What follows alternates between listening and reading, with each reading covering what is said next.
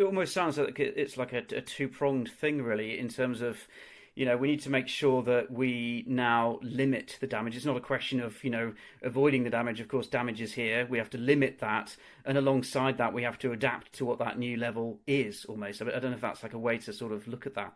That's a really, really nice way of putting it. So we've got to get to net zero because we've got to tackle the underlying issue, of course. But tackling net zero alone is not the full story here. We've also got to achieve net zero in a warming climate, and over that period, we've got to be ready for the change in the climate that comes, the change in the extreme weather. We've got to be resilient to that.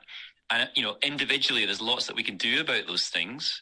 In particular, your own carbon footprint. You can think about, how you use energy, how you heat your home, how you travel, what you eat, those sorts of things that do actually get quite a lot of coverage in the press. People do read about those things.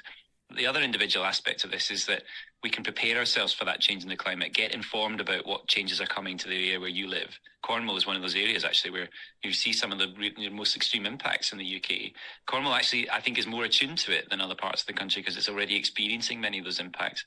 But really important here is that individual action, important as it is not a match for the action that we need from government. So really important message to government, to politicians, to our elected representatives at national level and at local level. They need to take this seriously.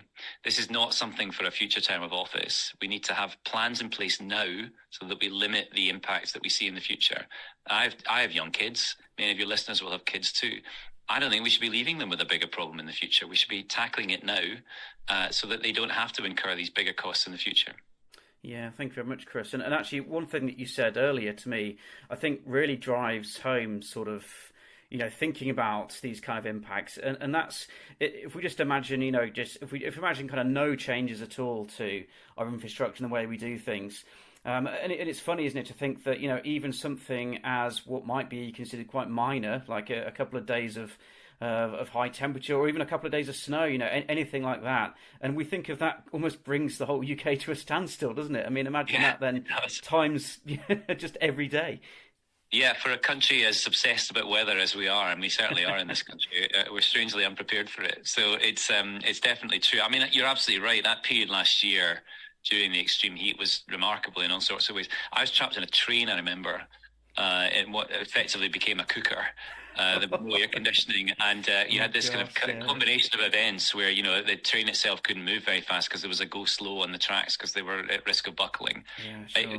That sort of stuff is the stuff that we should be better at. There are some big concerns here, but I don't want anyone to be alarmed about where we are on this. We actually had a really interesting point, a really crucial point to put good plans in place.